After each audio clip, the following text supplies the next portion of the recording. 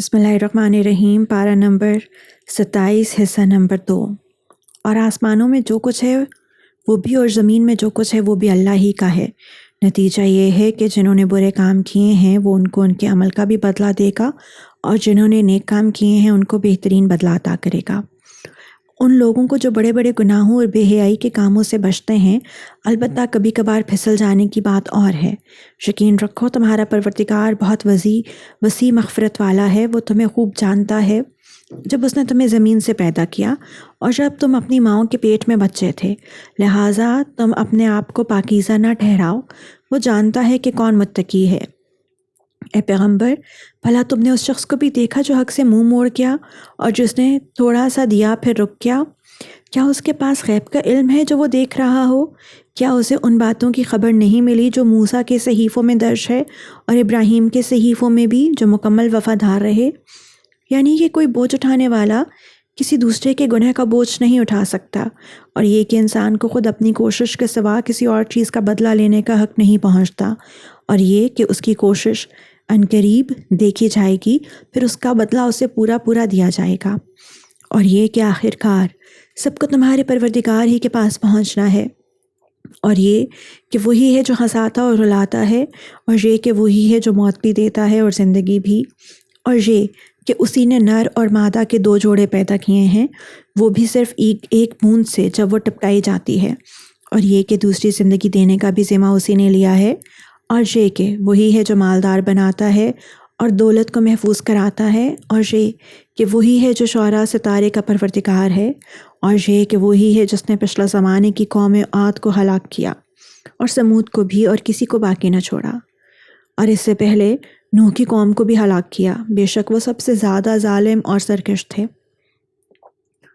اور جو بستیاں اوندھی گری تھیں ان کو بھی اسی نے اٹھا پھینکا تھا، پھر جس خوفناک چیز نے انہیں ڈھانپا وہ انہیں ڈھانپ کر ہی رہی۔ لہٰذا انسان تو اپنے پروردگار کی کون سی نعمتوں میں شک کرے گا۔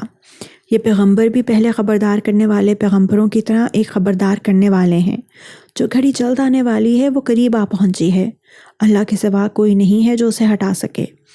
تو کیا تم اسی بات پر حیرت کرتے ہو اور اس کا مذاق بنا کر ہنستے ہو اور روتے نہیں ہو، جبکہ تم تکبر کے ساتھ کھیل کود میں پڑے ہوئے ہو؟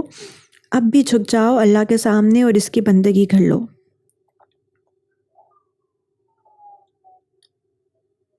سورہ قمر۔ یہ صورت مکی ہے اور اس میں 55 آیتیں اور 3 رکوع ہیں۔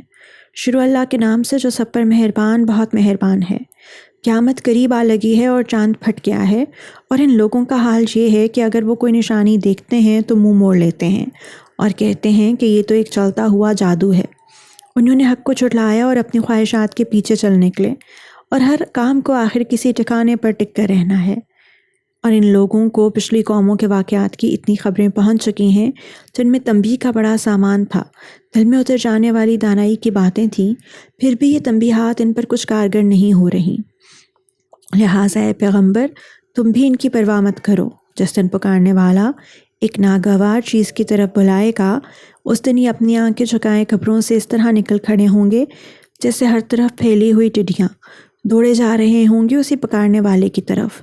یہی کافر جو قیامت کا انکار کرتے تھے کہیں گے کہ یہ تو بہت ہی کٹھن دن ہے۔ ان سے پہلے نوح کی قوم نے بھی جھٹلانے کا رویہ اختیار کیا تھا۔ انہوں نے ہمارے بندے کو جھٹلایا اور کہا یہ دیوانے ہیں، اور انہیں دھمکیاں دی گئیں۔ اس پر انہوں نے اپنے پروردگار کو پکارا کہ میں بے بس ہو چکا ہوں، اب آپ ہی بدلہ لیجئے۔ چنانچہ ہم نے ٹوٹ کر برسنے والے پانی سے آسمان کے دروازے کھول دیے اور زمین کو پھاڑ کر چشموں میں تبدیل کر دیا، اور اس طرح دونوں قسم کا سارا پانی اس کام کے لیے مل گیا جو مقدر ہو چکا تھا۔ اور نوح کو ہم نے ایک تختوں اور میخوں والی کشتی پر سوار کر دیا جو ہماری نگرانی میں رواں دوا تھی، تاکہ اس پیغمبر کا بدلہ لیا جائے جس کی ناقدری کی گئی تھی، اور حقیقت یہ ہے کہ ہم نے اس کو عبرت کی ایک نشانی بنا دیا۔ تو کیا کوئی ہے جو نصیحت حاصل کرے؟ اب سوچو کہ میرا عذاب اور میری تنبیہات کیسی تھیں، اور حقیقت یہ ہے کہ ہم نے قرآن کو نصیحت حاصل کرنے کے لیے آسان بنا دیا ہے۔ اب کیا کوئی ہے جو نصیحت حاصل کرے؟ عاد کی قوم نے بھی تنبیہ کرنے والوں کو جھٹلانے کا رویہ اختیار کیا، پھر دیکھ لو کہ میرا عذاب اور میری تنبیہات کیسی تھیں۔ ہم نے ایک مسلسل نحوست کے دن ان پر تیز آندھی والی ہوا چھوڑ دی تھی جو لوگوں کو اس طرح اکھاڑ پھینک دیتی تھی جیسے وہ کھجور کے اکھڑے ہوئے درخت کے تنے ہوں۔ اب سوچو کہ میرا عذاب اور میری تنبیہات کیسی تھیں، اور حقیقت یہ ہے کہ ہم نے قرآن کو نصیحت حاصل کرنے کے لیے آسان بنا دیا ہے۔ اب کیا کوئی ہے جو نصیحت حاصل کرے؟ سمود کی قوم نے بھی تنبیہ کرنے والوں کو جھٹلانے کا رویہ اختیار کیا، چنانچہ کہنے لگے کہ کیا ہم اپنے ہی میں سے ایک تنہا آدمی کے پیچھے چل پڑیں؟ ایسا کریں گے تو یقیناً ہم بڑی گمراہی اور دیوانگی میں جا پڑیں گے۔ بھلا کیا ہم سارے لوگوں کے درمیان یہی ایک شخص رہ گیا تھا جس پر نصیحت نازل کی گئی؟ نہیں، بلکہ دراصل یہ پرلے درجے کا جھوٹا شیخی باز شخص ہے۔ ہم نے پیغمبر صالح علیہ السلام سے کہا کہ کل ہی انہیں پتہ چل جائے گا کہ پرلے درجے کا جھوٹا شیخی باز کون تھا۔ ہم ان کے پاس ان کی آزمائش کے طور پر اونٹنی بھیج رہے ہیں، اس لیے تم انہیں دیکھتے رہو اور صبر سے کام لو، اور ان کو بتا دو کہ کنویں کا پانی ان کے درمیان تقسیم کر دیا گیا ہے، ہر پانی کا حقدار اپنی باری میں حاضر ہوگا۔ پھر انہوں نے اپنے آدمی کو بلایا، چنانچہ اس نے ہاتھ بڑھایا اور اونٹنی کو قتل کر ڈالا۔ اب سوچو کہ میرا عذاب اور میری تنبیہات کیسی تھیں۔ ہم نے ان پر بس ایک ہی چنگھاڑ بھیجی جس سے وہ ایسے ہو کر رہ گئے جیسے کانٹوں کی روندی ہوئی بھاڑ ہوتی ہے، اور حقیقت یہ ہے کہ ہم نے قرآن کو نصیحت حاصل کرنے کے لیے آسان بنا دیا ہے۔ اب کیا کوئی ہے جو نصیحت حاصل کرے؟ لوط کی قوم نے بھی تنبیہ کرنے والوں کو جھٹلایا۔ ہم نے ان پر پتھروں کا میਂہ برسایا سوائے لوط کے گھر والوں کے، جنہیں ہم نے سحری کے وقت بچا لیا تھا۔ یہ ہماری طرف سے ایک نعمت تھی۔ جو لوگ شکر گزار ہوتے ہیں ان کو ہم ایسا ہی صلاح دیتے ہیں۔ اور لوط نے ان لوگوں کو ہماری پکڑ سے ڈرایا تھا، لیکن وہ ساری تنبیہات میں مین میخ نکالتے رہے، اور انہوں نے لوط کو ان کے مہمانوں کے بارے میں پھسلانے کی کوشش کی، جس پر ہم نے ان کی آنکھوں کو اوندھا کر دیا۔ چکھو میرے عذاب اور میری تنبیہات کا مزہ، اور صبح سویرے ان پر ایسا عذاب حملہ آور ہوا جو جم کر رہ گیا۔ چکھو میرے عذاب اور میری تنبیہات کا مزہ، اور حقیقت یہ ہے کہ ہم نے قرآن کو نصیحت حاصل کرنے کے لیے آسان بنا دیا ہے۔ اب کیا کوئی ہے جو نصیحت حاصل کرے؟ اور فرعون کے خاندان کے پاس بھی تنبیہات آئیں، انہوں نے ہماری تمام نشانیوں کو جھٹلا دیا تھا، اس لیے ہم نے ان کو ایسی پکڑ میں لیا جیسی ایک زبردست قدرت والے کی پکڑ ہوتی ہے۔ کیا تمہارے یہ کافر لوگ ان سے اچھے ہیں، یا تمہارے لیے خدا کی کتابوں میں کوئی بے گناہی کا پروانہ لکھا ہوا ہے؟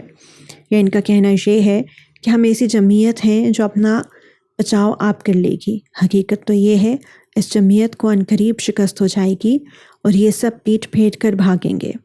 یہی نہیں بلکہ ان کے اصل وعدے کا وقت تو قیامت ہے، اور قیامت اور زیادہ مصیبت اور کہیں زیادہ کڑوی ہوگی۔ حقیقت یہ ہے کہ یہ مجرم لوگ بڑی گمراہی اور بے عقلی میں پڑے ہوئے ہیں۔ جس دن ان کو منہ کے بل آگ میں گھسیٹا جائے گا، اس دن انہیں ہوش آئے گا اور ان سے کہا جائے گا کہ چکھو دوزخ کے چھونے کا مزہ۔ ہم نے ہر چیز کو ناپ تول کے ساتھ پیدا کیا ہے، اور ہمارا حکم بس ایک ہی مرتبہ آنکھ چپکنے کی طرح پورا ہو جاتا ہے، اور تمہارے ہم مشرب لوگوں کو ہم پہلے ہی ہلاک کر چکے ہیں۔ اب بتاؤ، ہے کوئی جو نصیحت حاصل کرے؟ اور جو کام انہوں نے کیے ہیں وہ سب اعمال ناموں میں درج ہیں، اور ہر چھوٹی اور بڑی بات لکھی ہوئی ہے۔ البتہ جن لوگوں نے تقویٰ کی روش اپنا رکھی ہے وہ باغات اور نہروں میں ہوں گے، ایک سچی عزت والی نشست میں، اس بادشاہ کے پاس جس کے قبضے میں سارا اقتدار ہے۔ سورہ رحمان۔ یہ سورت مدنی ہے اور اس میں 78 آیتیں اور 3 رکوع ہیں۔ شروع اللہ کے نام سے جو بڑا مہربان ہے، سب پر مہربان ہے۔ وہ رحمان ہی ہے جس نے قرآن کی تعلیم دی، اسی نے انسان کو پیدا کیا، اسی نے اس بات کو واضح کرنا سکھایا۔ سورج اور چاند ایک حساب میں جکڑے ہوئے ہیں، اور بیلیں اور درخت سب اس کے آگے سجدہ کرتے ہیں۔ اور آسمان کو اسی نے بلند کیا ہے، اور اسی نے ترازو قائم کی ہے کہ تم تولنے میں ظلم نہ کرو، اور انصاف کے ساتھ وزن کو ٹھیک رکھو، اور تول میں کمی نہ کرو۔ اور زمین کو اسی نے ساری مخلوقات کے لیے بنایا ہے، اسی میں میوے اور کھجور کے گھابوں والے درخت بھی ہیں، اور بھوسے والا غلہ اور خوشبودار پھول بھی۔ اے انسانوں اور جنات، اب بتاؤ کہ تم اپنے پروردگار کی کون کون سی نعمتوں کو جھٹلاؤ گے۔ اسی نے انسان کو ٹھیکری کی طرح کھنکھناتی ہوئی مٹی سے پیدا کیا، اور جنات کو آگ کی لپیٹ سے پیدا کیا۔ اب بتاؤ کہ تم دونوں اپنے پروردگار کی کون کون سی نعمتوں کو جھٹلاؤ گے۔ دونوں مشرقوں اور دونوں مغربوں کا پروردگار وہی ہے۔ اب بتاؤ کہ تم اپنے پروردگار کی کون کون سی نعمتوں کو جھٹلاؤ گے۔ اسی نے 2 سمندروں کو اس طرح چلایا کہ وہ دونوں آپس میں مل جاتے ہیں، پھر بھی ان کے درمیان ایک آڑ ہوتی ہے اور وہ دونوں اپنی حد سے بڑھتے نہیں۔ اب بتاؤ کہ تم دونوں اپنے پروردگار کی کون کون سی نعمتوں کو جھٹلاؤ گے؟ ان دونوں سمندروں سے موتی اور مونگا نکلتا ہے۔ اب بتاؤ کہ تم دونوں اپنے پروردگار کی کون کون سی نعمتوں کو جھٹلاؤ گے؟ اور اسی کے قبضے میں وہ جہاز ہیں جو سمندر میں پہاڑوں کی طرح اونچے کھڑے کیے گئے ہیں۔ اب بتاؤ کہ تم اپنے پروردگار کی کون کون سی نعمتوں کو جھٹلاؤ گے؟ اس زمین میں جو کوئی ہے فنا ہونے والا ہے، اور صرف تمہارے پروردگار کی جلال والی، فضل و کرم والی ذات باقی رہے گی۔ اب بتاؤ کہ تم دونوں اپنے پروردگار کی کون کون سی نعمتوں کو جھٹلاؤ گے؟ آسمانوں اور زمین میں جو بھی ہیں اسی سے اپنی حاجتیں مانگتے ہیں، اور وہ ہر روز کسی شان میں ہے۔